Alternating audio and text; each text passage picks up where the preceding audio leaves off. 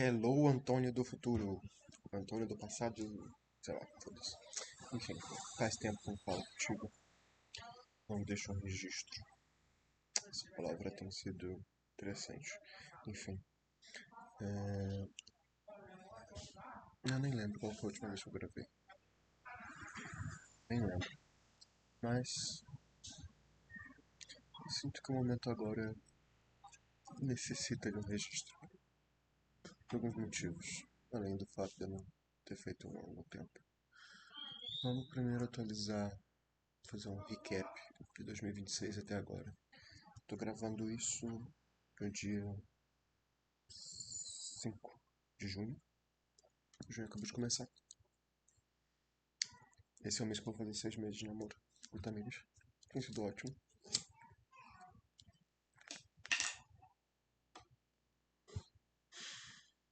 Maravilhoso. Dia 17 faremos 6 meses. Mas vamos lá. Tenho namorado. Tá indo bem. Nunca brigamos. Temos entendido as nossas limitações, tanto eu quanto ela.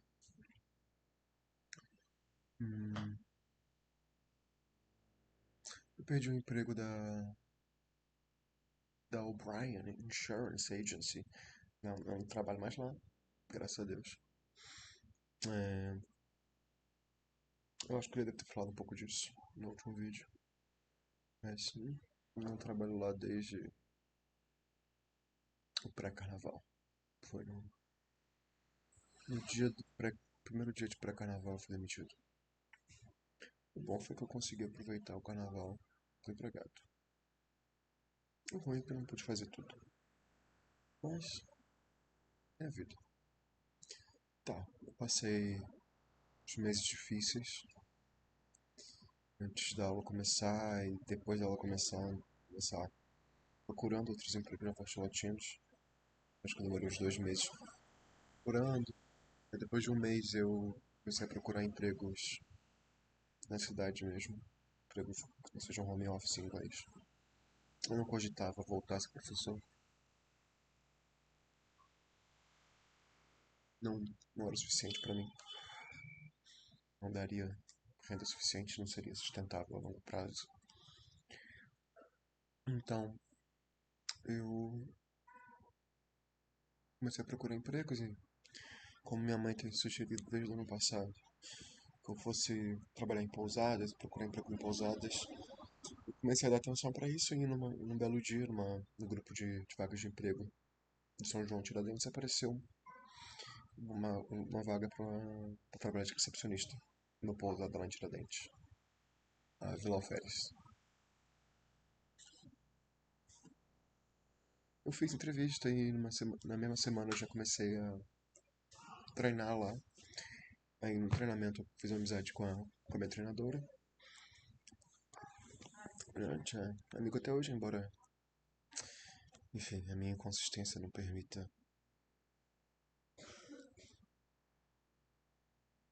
manter contato com muita gente.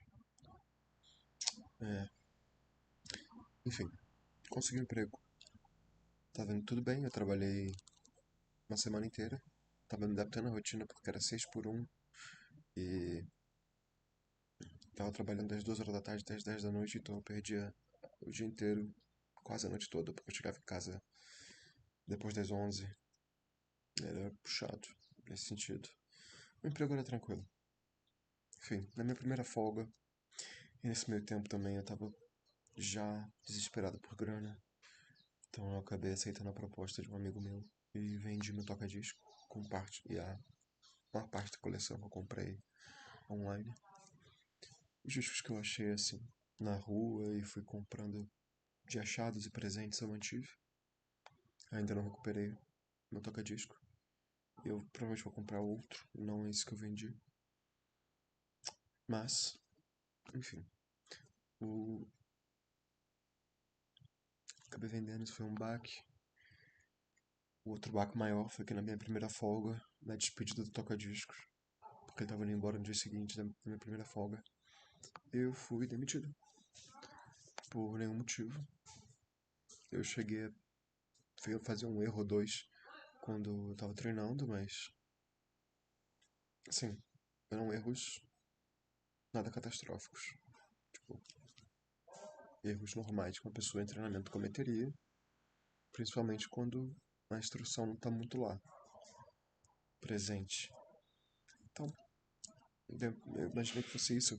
Eu tentei perguntar, mas pedi umas perguntas e pedi umas respostas, no caso. Tipo, do porquê. Enfim, ninguém me deu. O bom é que a minha ex-chefe, me deu uma recomendação para trabalhar em outra pousada, também como recepcionista, a pousada Candonga da Serra. Obviamente eu não tinha mais para onde ir, eu ainda estava procurando emprego na Vortilotinos, mesmo trabalhando na Laférias, porque entre trabalhar home office 5x2 e 6x1 na puta que pariu de Tiradentes, tem muita competição, mesmo que eu não conseguia fazer o curso, porque apesar de tudo a prioridade é conseguir alguma coisa que me permita formar, porque senão por que caralhos eu tô aqui? Por que caralhos eu tô, enfim, né, sei lá. Bem, fui na Candonga da Serra, receberia um pouco menos, uns R$ 500 a menos. Ruim, mas a escala completamente diferente. Puxada, mas perfeita para a minha situação de vida atual. Eu trabalharia 12 horas por 36. Então, dia sim, dia não, eu iria para a pousada às 7 horas da noite e sairia às 7 horas da manhã. E ficaria na recepção e cuidaria da caldeira. Tem uma bonificação, tem adicional noturno, enfim, tranquilo. Um emprego que me permite me manter uma qualidade de vida ok. Morando sozinho, só tendo um pouquinho, dá pra me manter. Tem a questão das dívidas e dos meus problemas financeiros, mas com a venda do toca-discos por 3.600, parcelado algumas vezes, é uma renda que me mantém.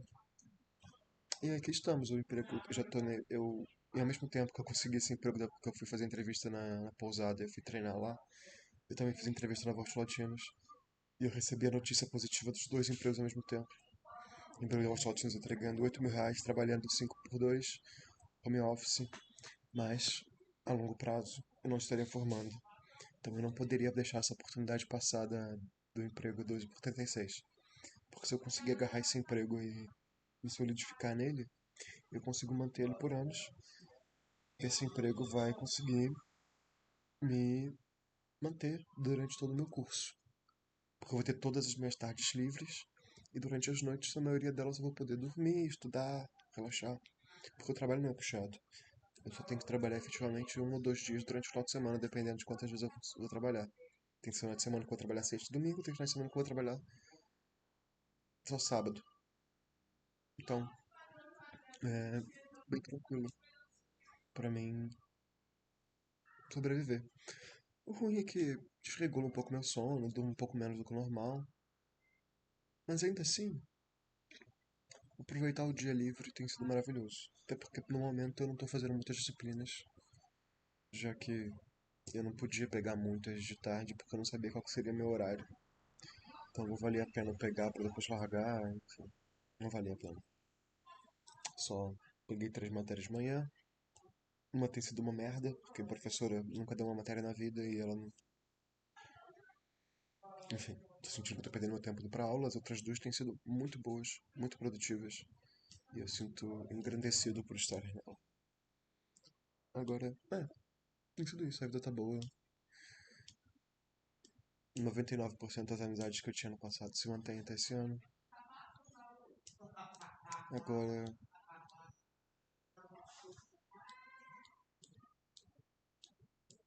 eu não sei, mas eu sinto que eu tô mudando. Eu ainda não sei dizer o que que é, nem porquê. Bem, semana passada eu. Não, eu encontrei a Júlia, uma amiga minha que trabalha na FISC. Que é uma amizade minha que se mantém, mas tipo. Tá, vou falar disso primeiro, mas Eu não vejo ela, assim, eu sinto que desde o ano passado. E eu odeio isso em mim mesmo, cara. Eu costumava falar que eu não sentia saudade. Eu sinto saudade.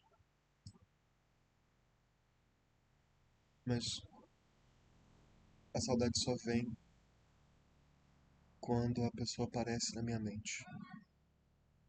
O que é raro. É raro eu pensar em alguém. E se eu penso, é raro o pensamento durar por mais, sei lá, 5 segundos. Porque minha cabeça está constantemente mudando de coisa pra coisa. Então, se o pensamento passa na minha cabeça e eu não agarro ele de imediato e tomo uma atitude, pode ser 3 semanas até eu pensar na pessoa de novo, ou mais. E o ciclo se repete. E no meu inconsciente eu guardo um carinho enorme. Eu nunca deixa de existir uma saudade, um amor.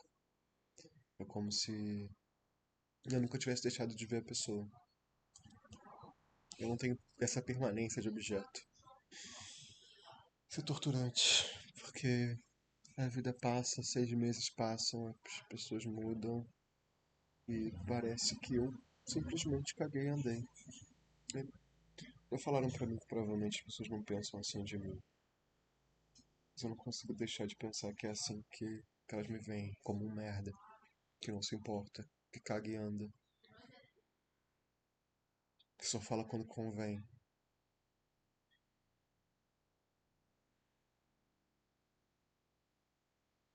Isso me machuca muito. Eu não sinto que eu posso, que eu consigo estar lá para as pessoas mais próximas de mim. São as pessoas que estão no imediato da minha rotina. Que eu vejo todo dia, que eu vejo toda semana, que mandam mensagem para mim constantemente.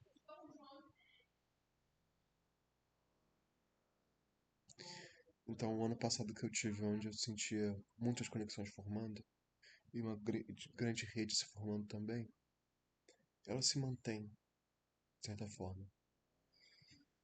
Mas ela não para de crescer e eu não tenho mais a capacidade de dar essa devida manutenção, de estar lá para as pessoas. Eu sinto que eu não consigo manter. Eu sinto que eu tenho mais amigos hoje do que eu sou capaz de listar na minha cabeça. Isso é bom, mas ao mesmo tempo é horrível. Porque eu penso, nossa, ano passado eu tava tão animado pra fazer meu aniversário, esse ano eu tô animado pra fazer meu aniversário.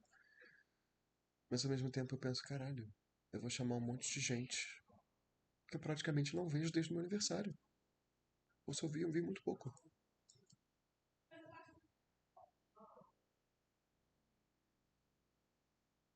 E são pessoas que eu queria ter me aproximado, mas eu não consegui.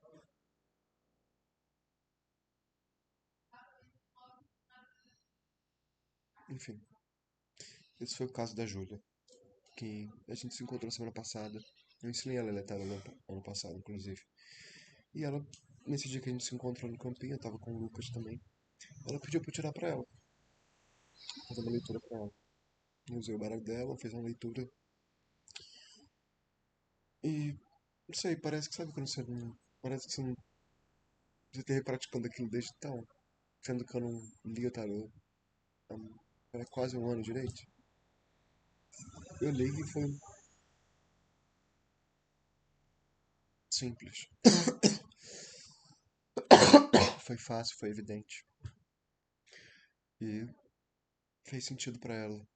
O Lucas viu, quis que eu também lesse pra ele. Eu li pra ele. Ele adorou. Isso foi só na quarta, quinta-feira. E eu senti esse ímpeto de voltar a ler. Bem, chega sexta, a gente vai dar um rolê na casa da Tamires. Os amigos dela, Vini, amigo meu e do Lucas, todo mundo tá lá. Eu levo meu baralho pra tipo, ai, pode ser que eu leia pra alguém eventualmente. E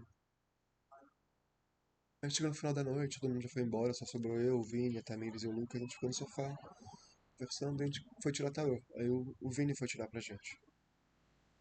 Isso, obviamente, tinha álcool, drogas envolvidas, maconha, só, mas tipo, como assim? Eu prefiro não misturar as duas coisas ao mesmo tempo. Apesar de eu não ser 100% do lado espiritual do tarô, eu sei que tem esse aspecto e eu gosto de respeitá-lo. Então, e eu também nunca tinha deixado ninguém usar meu baralho pra ler, além de mim.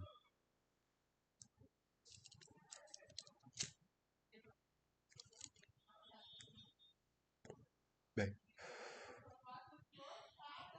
fiz uma leitura, o Vini leu pro Lucas, foi um leve esporro. E pra mim eu tomei outro esporro também. Tomei um esporro. Tomei um esporro de que eu deveria falar com meu irmão, com o Riley, que eu não falo há muito tempo. Sinceramente, eu não sei nem quando foi a última vez que eu falei com ele. Sei que ele mandou uma mensagem no Natal e eu caguei e andei. Porque desde da morte do meu pai eu perdi totalmente o respeito por aquele homem. Sabe? Qualquer admiração que eu tinha por ele se transformou numa quase nojo pela ganância e mesquinharia que ele demonstra. Mostrava a falta de coração.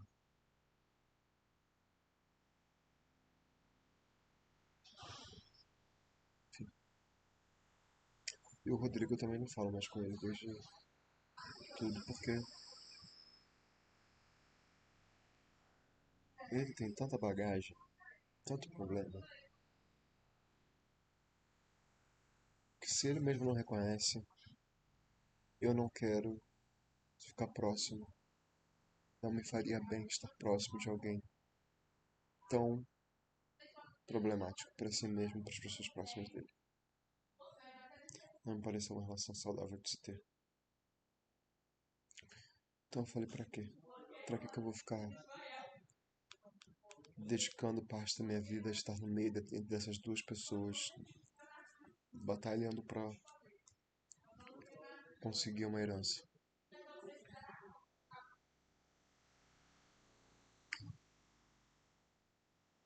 Eu tenho muita convicção de que dinheiro não é a parte mais importante da vida. A parte mais importante da vida são nossas relações e a nossa paz espiritual, a nossa paz de espírito. Falei duas coisas ao mesmo tempo, mas enfim. Nossa paz de espírito é o mais importante. Não existe valor de dinheiro que vai pagar isso. Só de eu ter um emprego já tá me mantendo bem, estudando, fazendo o que eu gosto. Isso já é mais do que suficiente para minha paz de espírito. Mais do que suficiente. Eu não preciso de 500 mil reais. Não, eu sei que eu não preciso. E eu sei que eu vou fazer isso eventualmente também. Eu sei que eu vou. Mas, um mês atrás, o meu advogado chegou para mim novamente. Depois de muito tempo, e falou que tinha uma proposta para compra da fazenda. E que com essa compra, com essa venda, né, da fazenda, a gente pagaria as dívidas e sobraria um tantão para cada um. E já falou que o Rodrigo já tinha respondido que sim. Eu, obviamente, respondi que sim de imediato. Ora, 400 mil reais dá pra fazer tanta coisa. Contei pra minha mãe, contei pra Tamires, e foi só. Mas eu fiquei sonhando. O que que eu faria com 400 mil reais? Sonhei. Sem um mês sonhando.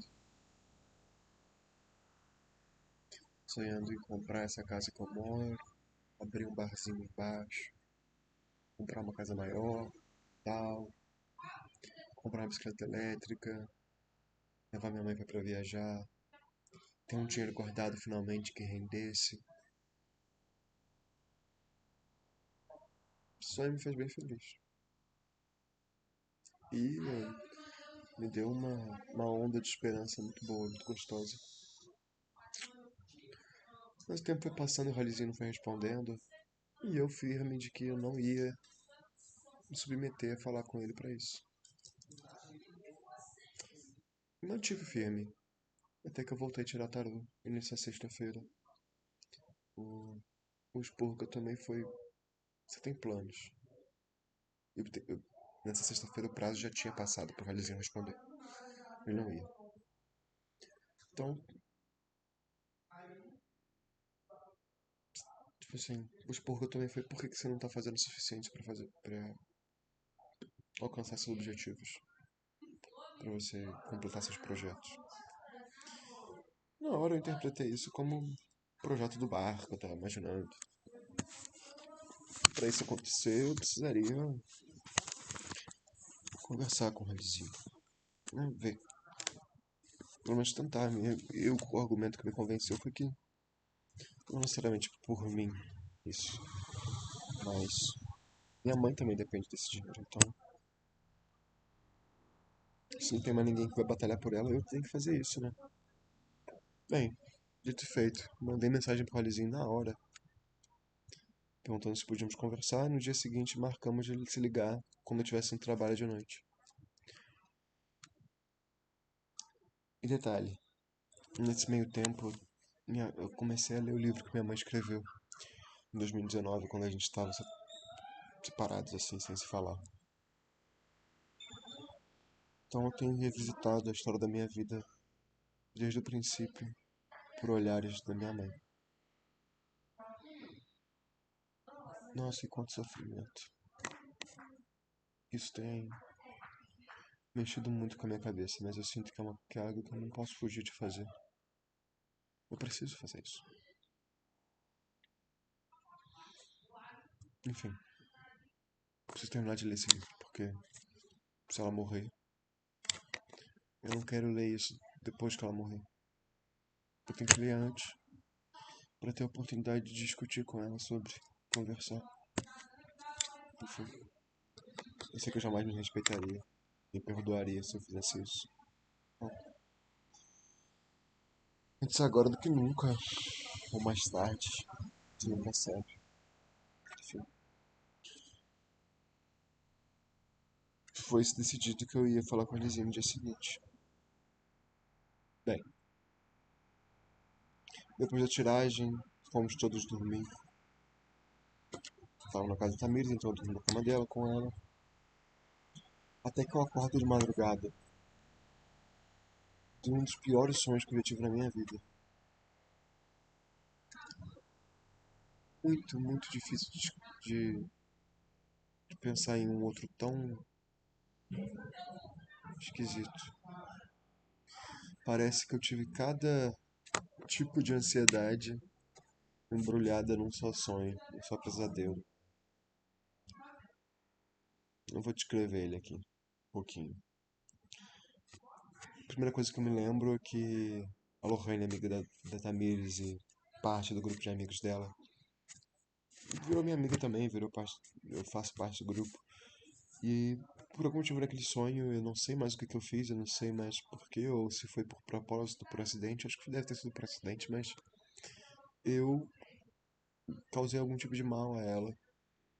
Eu lembro só de ser exilado do grupo, alguma coisa assim. Não lembro exatamente se terminou comigo exatamente, mas eu lembro que eu deixei todos chateados comigo. Muito chateados comigo. Já tem ansiedade social. O segundo ponto é que eu sonhei que eu me mudei para uma casa que eu não podia pagar. Eu me mudei para um apartamento com a promessa de um emprego. Quando eu cheguei lá no apartamento, tinha terminado de me mudar, eu não podia mais pagar por ele. Eu tava só sentindo que o relógio, o tempo passar, enquanto o mês não virava, e eu teria que pagar o aluguel no mês que vem. Eu ficava: como é que eu vou fazer isso? Eu não tenho esse dinheiro. Tá aí outro tipo de ansiedade. Aí o sonho começa a ficar mais bizarro. Porque no primeiro andar desse prédio, como fui me mudar, nesse apartamento, tinha. Era cheio de salas de escritório, todas de vidro. 100% de vidro. Tudo era vidro. E eu tinha que passar por esse lobby subi para um apartamento. E era engraçado que uma das salas que eu tinha que passar, já que tudo era de vidro, todo mundo dava pra ver tudo, todas as salas. Uma das salas que eu tinha que passar era cheia de. Era uma sala grande, assim, onde o chão, até uns 50 centímetros de altura, era repleto de minhocas do tamanho de cachorros. Tipo assim, completamente emaranhadas e se mexendo. E eram minhocas assassinas. E elas também eram ornadas por joias e anéis e pedras preciosas. Era uma constante uma, uma mexeção de um monte de minhoca e ouro e prata e dinheiro e gemas, sei lá. Uma coisa bizarra, mas eu sempre que eu tinha que passar por elas todo dia. Tinha que passar rápido pra elas não me matarem. Enfim, no dia que esse sonho se passou, eu passei por elas.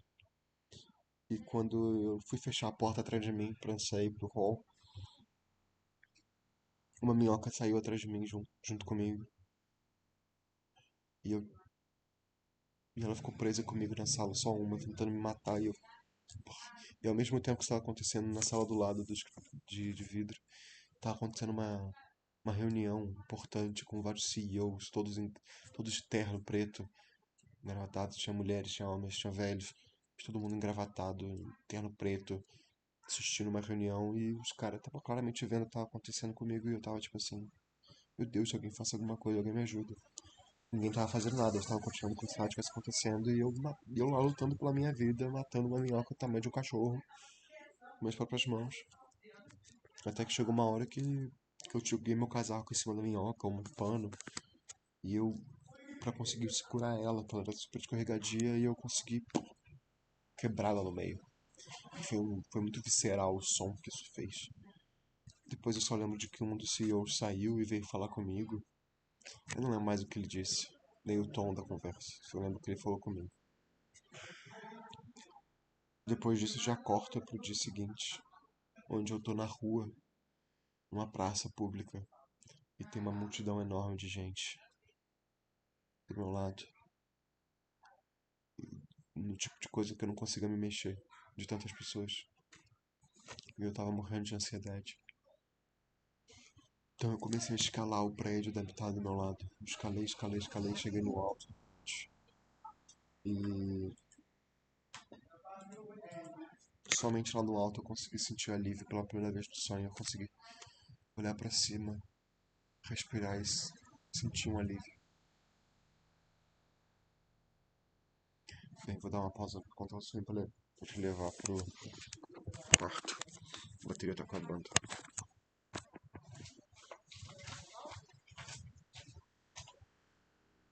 É bom que você já viu um pouquinho da minha casa.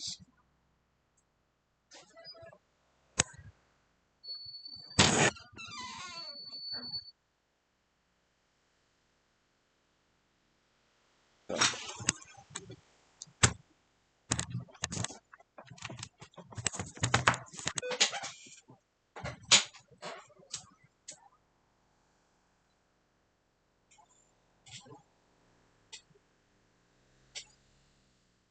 Enfim,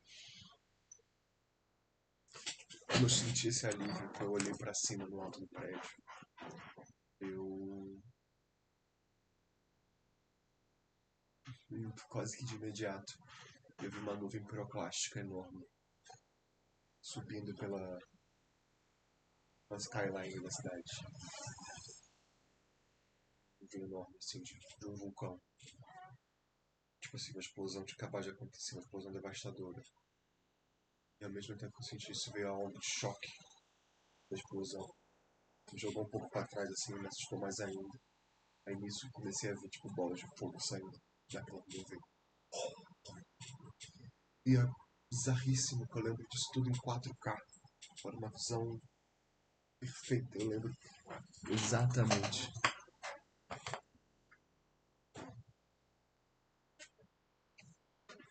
Aí nisso bateu um desespero. E eu sabia que se eu fosse pego por aquela nuvem de cinzas, eu seria tornado. Eu iria ter o mesmo destino da galera de Pompeia. Eu falei, não, tem que sair daqui correndo agora.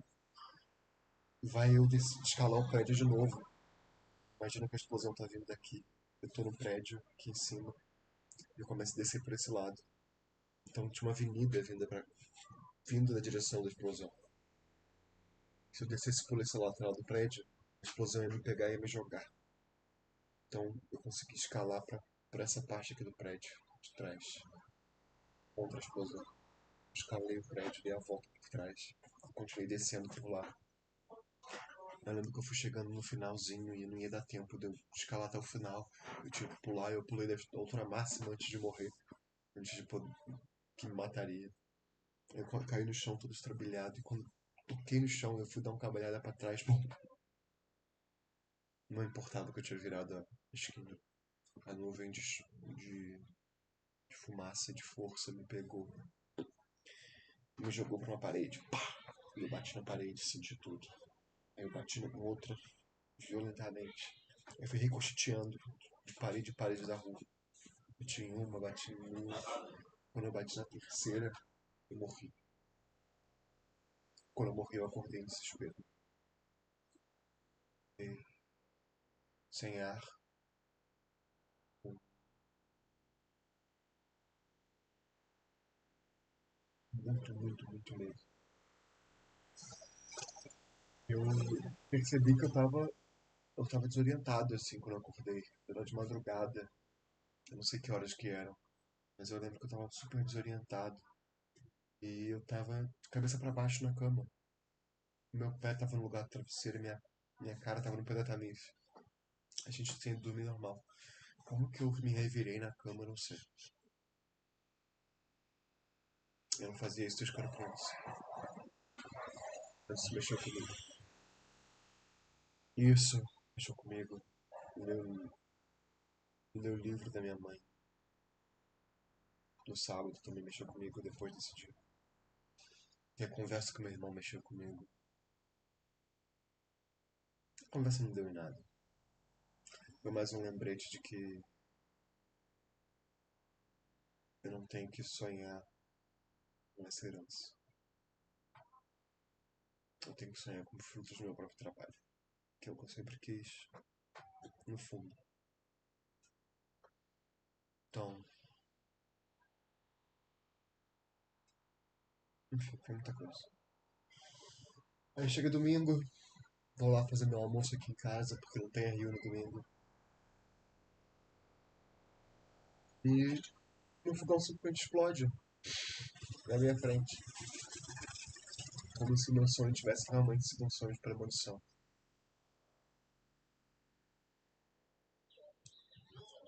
Tipo assim, eu vou explicar o que significa o que eu tô querendo dizer com uma explosão.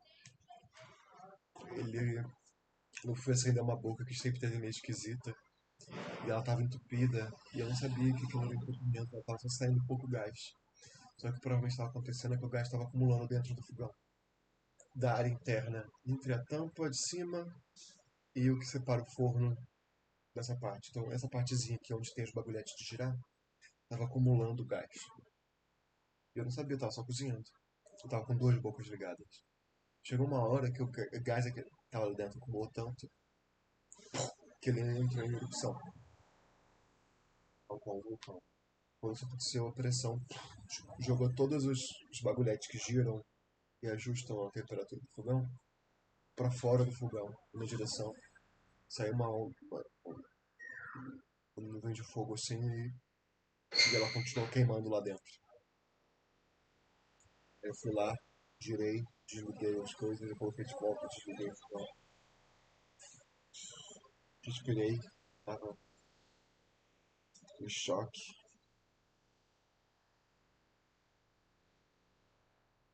Entendi que era um. Aí eu consegui entender que aquilo tinha acontecido por causa do entupimento. Fui burro, terminei de cozinhar, comi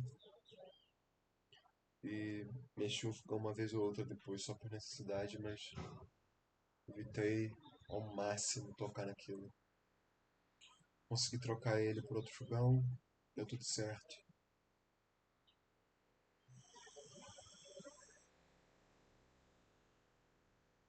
Mas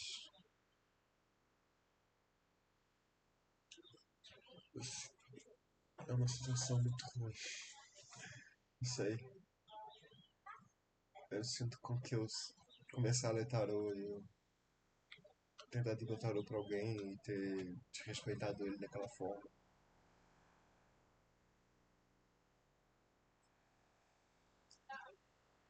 O que era antes uma. Era como se a minha vida espiritual tivesse. Fosse uma barragem feita por castores. De as pequenas ações de começar a ler, eu fui tirando galhos dessa barragem, pedras e galhos, até que chegou uma hora que eu tirei o suficiente para o rio quebrar totalmente a barragem e,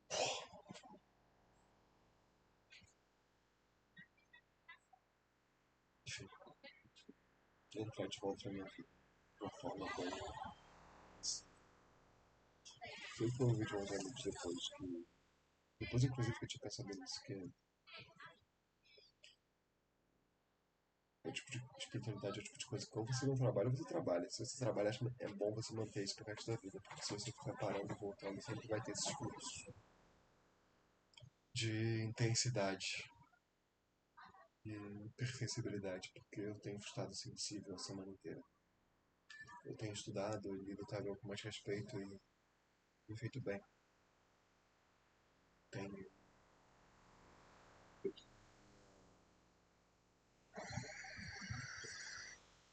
uma forma que eu digo. Enfim,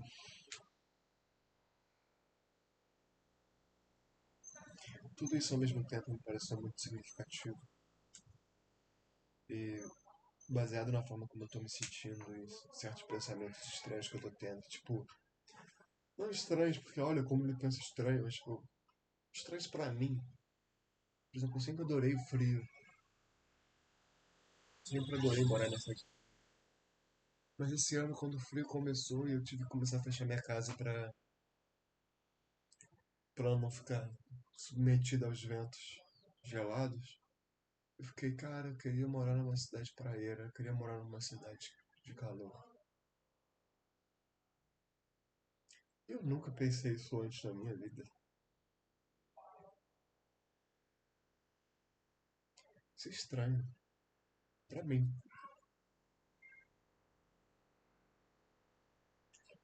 Eu tenho mudado. Esse é só um exemplozinho pequeno, mas é porque eu realmente não sei dizer outros exemplos. Eu já tenho me surpreendido. Eu não faço ideia de onde isso vai dar.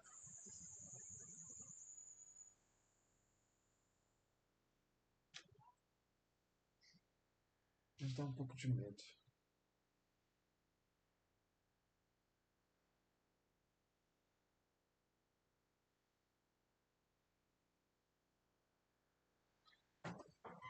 A gente se acha previsível para nós mesmos, mas às vezes a gente se surpreende. Isso é legal, mas um pouco assustador. Enfim,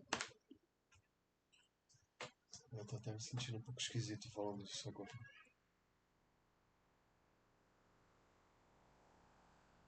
Às vezes é o lóbulo pré-frontal parando pra fechar.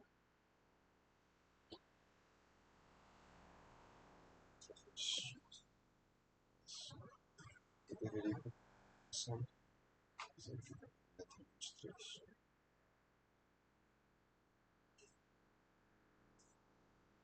Enfim, vou sair com um pouquinho agora, lavar a louça, tentar dar atenção para as pessoas da minha vida que estão me mandando mensagem que eu não tenho respondido o dia inteiro. Aproveitar pegar um solzinho no campinho, também sou filho de Deus. E é isso. A vida vai bem, a vida vai muito bem. Eu tô num emprego estável, minha faculdade está indo bem, relacionamento está indo bem. Eu tô só incomodado comigo mesmo. Desconforto, meu TDAH ainda parece subjetivo que eu estava bem explorado, tenho estado sensível espiritualmente e emocionalmente, bem sensível.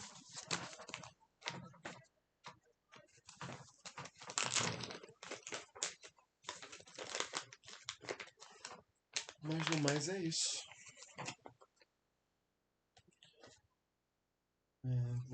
Eu sempre falo que eu tento fazer manifestações, mas eu vou fazer quando eu sentir necessário.